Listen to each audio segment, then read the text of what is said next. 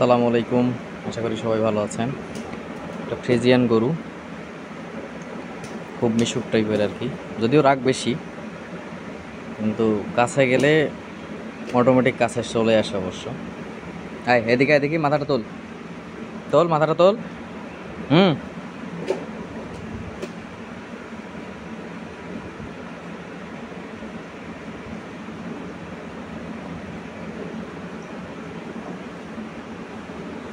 কি কি কি সমস্যা?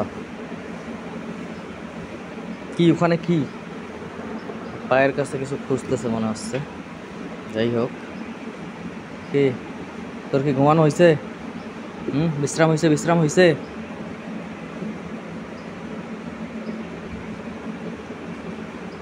এরে লুঙ্গিতে কি? এই এদিকে আয়, মাথাটা তোল। হুম,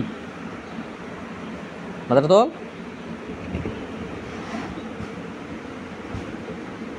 গরুর এই নিচের দিকে একটু হাত বুলাই দিলে তারা আসলে খুব শান্ত হয়ে থাকে। হ্যাঁ, আয়, মাথাটা তোল।